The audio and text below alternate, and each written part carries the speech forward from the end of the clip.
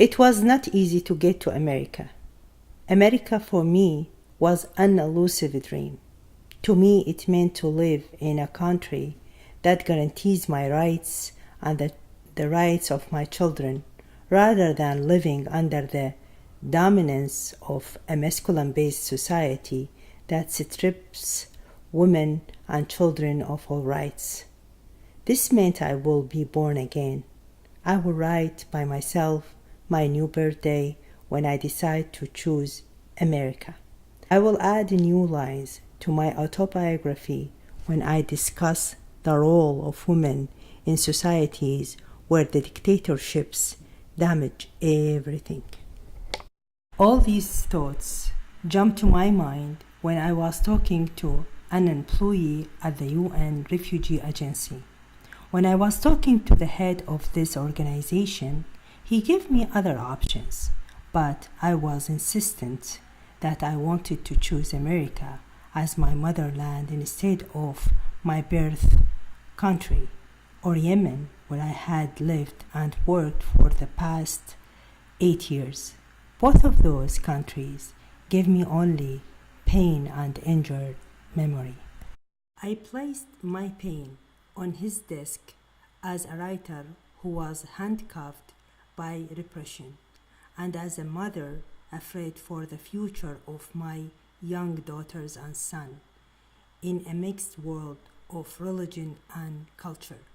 I was fearful for the future of my daughters in a society which is controlled clearly by the patriarchal system.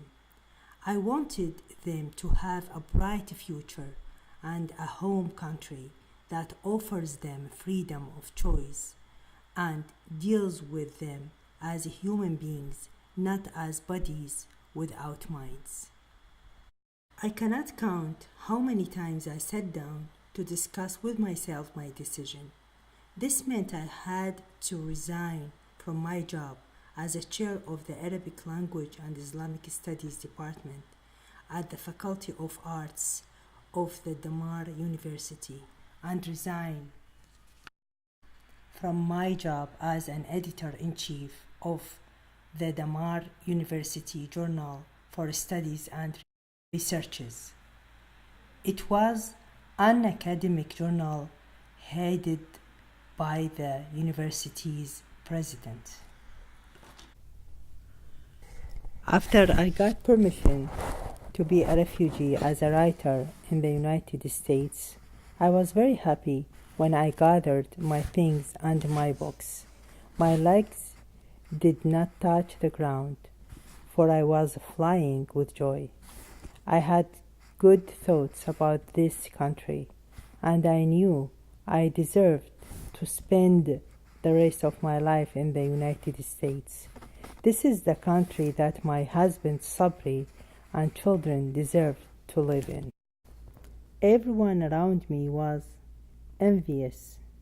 Even the president of my university said to me, "We will lose you and lose your efficiency, but you chose the best place in the world.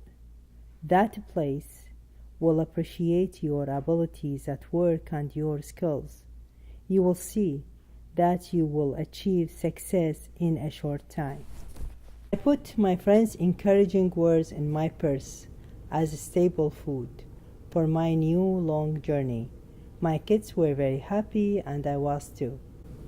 The plane was flying to America. The plane did not fly with its wings, but with my wings. Through the window, my eyes were viewing huge green spaces, and the clouds seemed like the bride's wedding dress.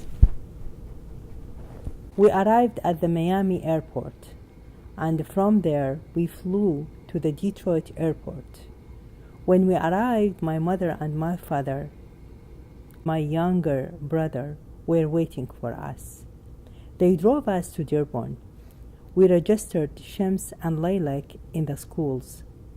Neither of them knew English. I was worried about Lilac. She had cried every day when we were in Yemen because she disliked going to school. I wondered how she would react now, especially because of her lack of English skills.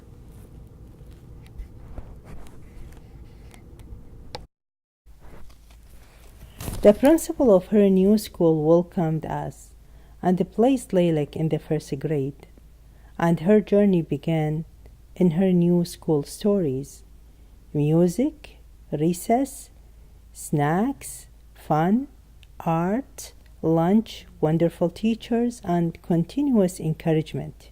She surprised me one Saturday morning when she was crying. She wanted to go to her school. I said, "Today is a weekend." She said, "I want to go to school because I love it so very much."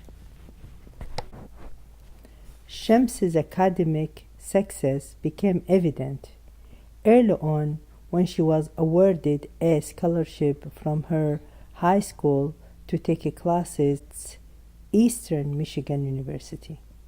In high school, her leadership skills surfaced. As a freshman, she was elected to be the freshman class ambassador on the student council. She excels academically and shows a great innate talent in art. My journey started when I became an instructor at Henry Ford Community College. After that, I taught at Washtenaw Community College. Currently, I am teaching at the University of Michigan. All of us are happy and proud of what we have accomplished in just 2 years. This land we call home now has given us safety, best friends, and much hope for the future.